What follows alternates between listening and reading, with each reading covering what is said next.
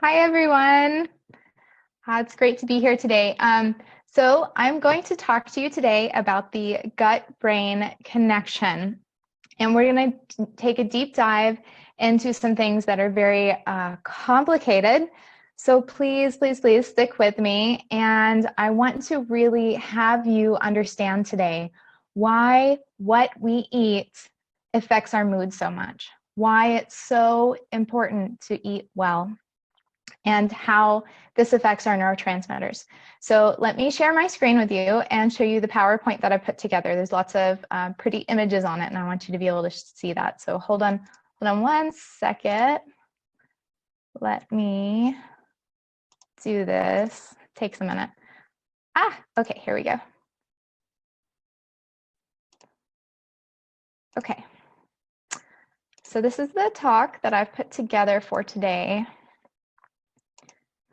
So we're going to discuss neurogastroenterology today, and this is a really big term. And essentially, it is the the neurons that are located in your gastrointestinal system. So what I want to show you today is why our mood is 100% related to what we eat. What we eat matters. It affects the chemicals in our brain, and we're going to talk about how. So in gastroenterology, in neurogastroenterology, there's this thing called the enteric nervous system. This is really cool, guys, really cool. The enteric nervous system, it wasn't well established until recently. So this is, when I talk about neurogastroenterology, this is a very new field of science, like in the past 10 years, kind of recent. And there's all kinds of new papers coming out and new research coming out. So if your doctor hasn't heard of this, it's probably because it's a very new thing. And we're finding out really amazing information about this system. So the enteric nervous system is the nervous system here that is connected to our stomach and our intestines, so our digestive system. And if you look here, this vagus nerve is connected to the stomach. Now, most physicians understand the vagus nerve and understand how this works. And this vagus nerve usually is stimulated or is irritated a lot in times when you have acid reflux. You can have hiatal hernia. This affects the vagus nerve. So that's improper function of the stomach. And then if you look here, we have some nerves that go to our small intestine here in the center. They go out to our thoracic area on our spine.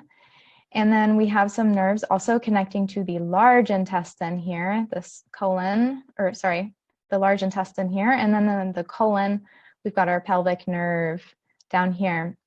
And if you look at this inset kind of shows you how these nerve endings run throughout our entire digestive system. So this is the intestinal lining right here. These are the endothelial cells. And you can see the neurons that run throughout these tissues right here. These are the two different layers of tissues in our gut. This is the barrier in our gut right here that is in between our food, which is located in this area, and then our bloodstream and our nervous system. So out in this area, in the intestine, is going to be food particles and bacteria and all sorts of other things that get passed from our stomach to our intestine. Now, what's really, really cool about the enteric nervous system, if you look up here, we're talking about essentially another brain in our body. That's what we're equating this to. So in our brain, we have 85 billion neurons. In our enteric nervous system, we have 500 million neurons as well. So this is a smaller number, but it's still very big. There are 100 neurotransmitters identified in the brain. There are 40 neurotransmitters identified in the enteric nervous system. 50% of the dopamine that we produce comes from our brain. The other 50%, the other half, comes from our enteric nervous system. So these two chemicals, the dopamine and the serotonin, are important because these are chemicals that are normally related to mood function. So a lot of our prescription medications directly interact with dopamine and serotonin, which is why this is so linked to our mood. 5% of the serotonin in our body is produced in our brain. The other 95%, guys, this is a huge number, 95% is produced in our enteric nervous system. Huge, huge. So all of these serotonin interacting drugs are actually directly interacting with the neurons in our enteric nervous system, in our gut. And so it really is like a second brain. And we're going to discuss how this works for all you people that don't understand neurons very well. I really want you to be very clear on this. So this is what we call an SSRI. You all have probably heard of this. This is a serotonin selective reuptake inhibitor.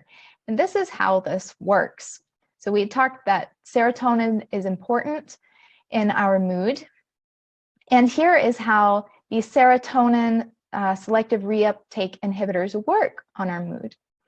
So the serotonin is inside our nerve cell, and it's carried from within a capsule out to the synapse area in between our nervous system and between our nerve cells. So this is one nerve cell, this is another nerve cell, and what's happening here is this is a nervous system signal. So this is one nerve sending a signal to another nerve, and this is how our whole body sends signals to each other, is through this is through neuron transmission.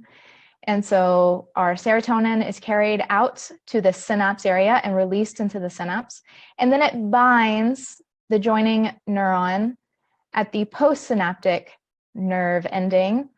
And that's how the signal is transmitted. It goes, the serotonin goes from one nerve to the other nerve. And that's the signal, that's the chemical signal, is that passing. And then it releases the serotonin and it goes back into this first neuron. Now, the problem in a lot of mood disorders is that serotonin is low. And that's still being studied, why serotonin is low. But they know that when you increase serotonin levels in the body, then mood improves. So, and this is a fact. The serotonin, increasing serotonin really helps improve mood for a lot of people. Not everyone, but a lot of people. It's very, very helpful. And so one way we can do this to increase serotonin levels is to prevent serotonin from being taken back up into the nerve cell. So this is what SSRIs do. They physically block this location right here and prevent serotonin from going back into the nerve cell, which lowers the amount of serotonin that we have in our nerve cell to pass and through the synapse, essentially.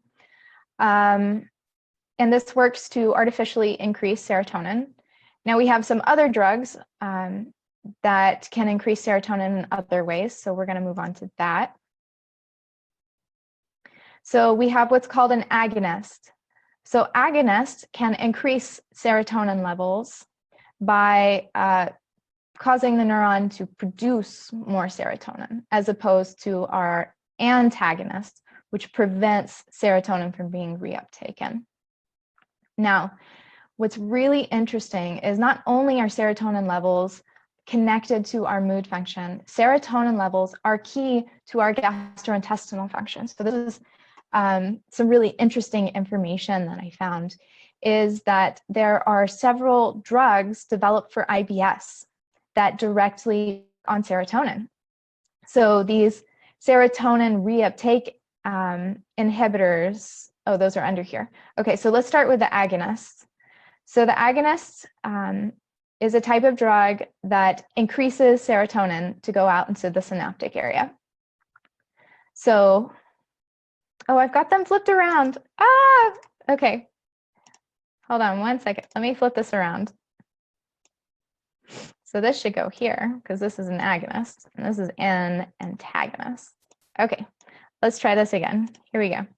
Okay, so our agonist, this is one of the drugs that was used as an agonist, and it was used for IBS constipation therapy. It was effective for that. This was done in 2004, so relatively new. And they found that antagonists like SSRIs that prevent this reuptake, such as this drug called allosterone, are effective for IBS diarrhea. So guys, this is really important if you are on an SSRI and you have constipation. It's probably because these antagonists are effective against diarrhea. So they're actually slowing down your bowels. So antagonists slow down the bowels because of the way that they interact with serotonin. So please keep that in mind. And it might be helpful for those of you that have diarrhea. But again, these are artificial ways to increase serotonin, which is not ideal. We really want to be increasing serotonin naturally and not have this disturbed in the first place. So these are good for acute situations, but for long term, they really are not a good solution. So I wanted to briefly touch on the different pathways of drugs, because even though I glossed over agonists and antagonists, there are a lot of different ways that they can interact. That was just like a really brief overview kind of to get you to understand it. So there are different mechanisms. So different drugs can actually be an agonist or antagonist by working on different pathways. And these are some of the different pathways. So agonist drugs can increase the synthesis of neurotransmitters, or they might increase neurotransmitters by destroying enzymes that break down neurotransmitters, or they might increase neurotransmitters by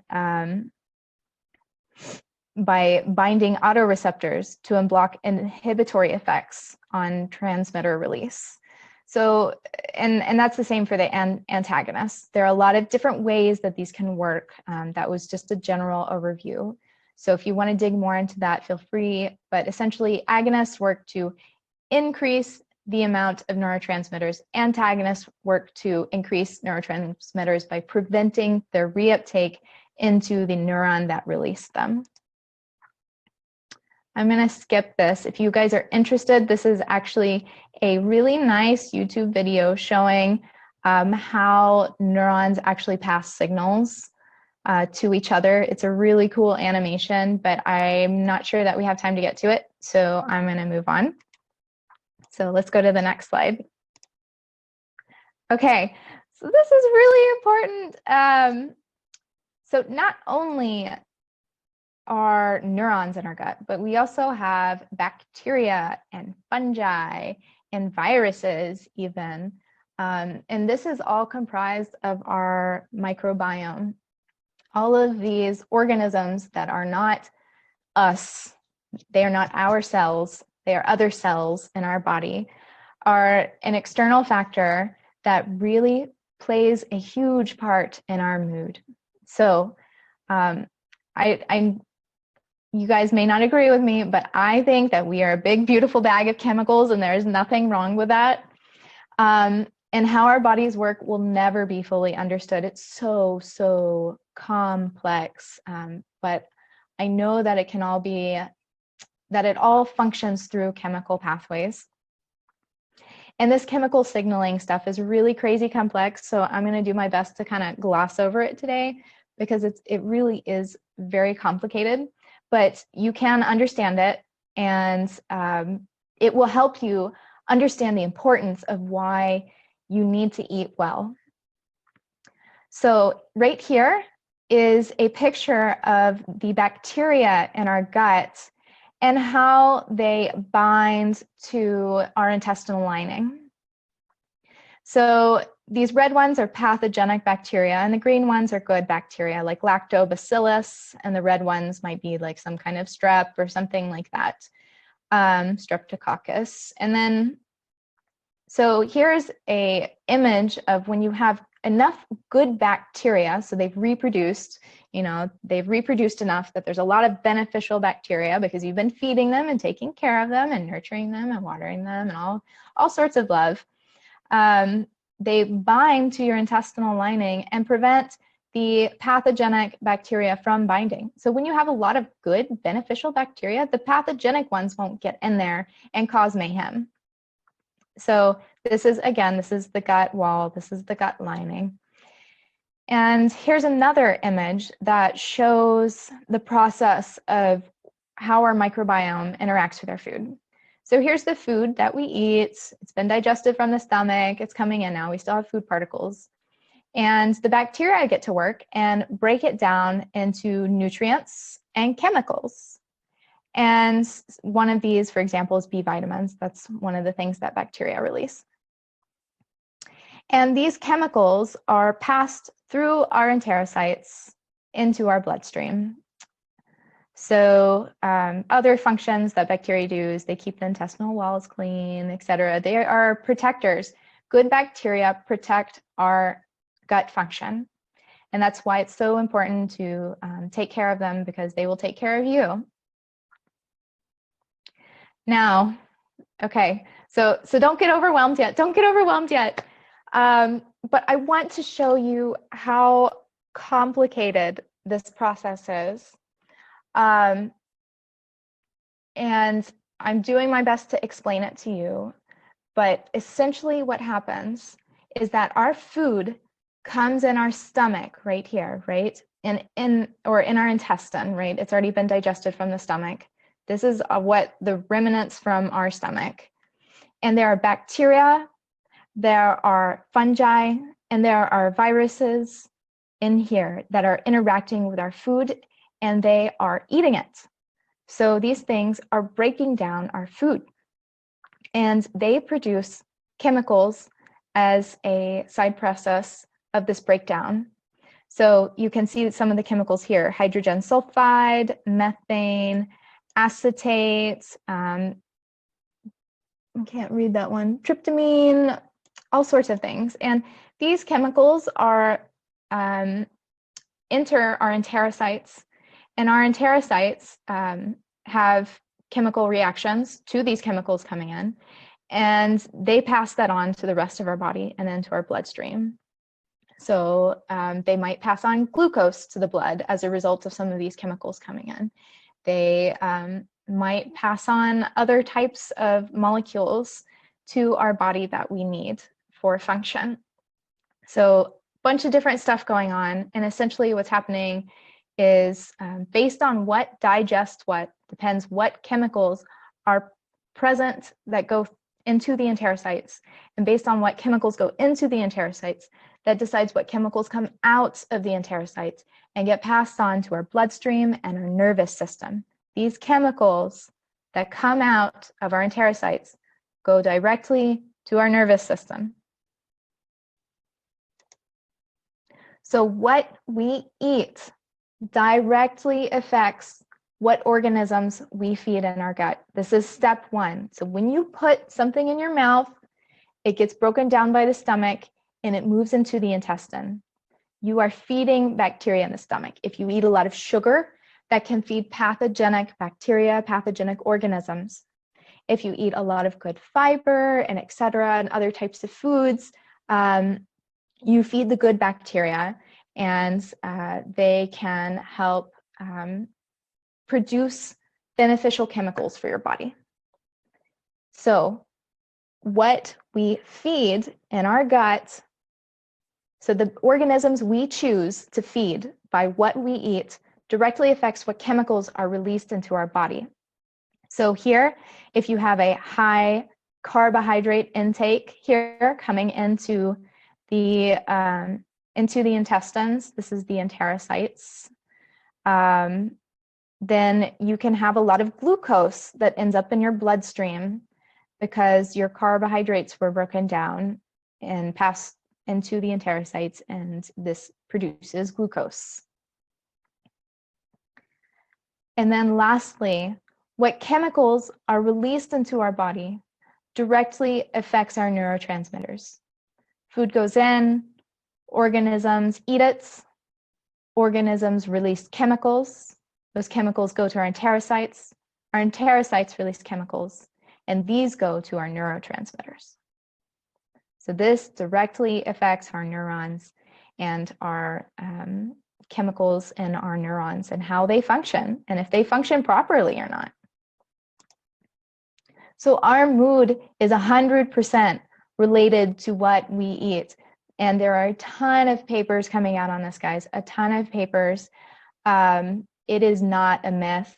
And if you meet anybody that says it's a myth, I encourage you to challenge them because there's a lot of science to back this up right now.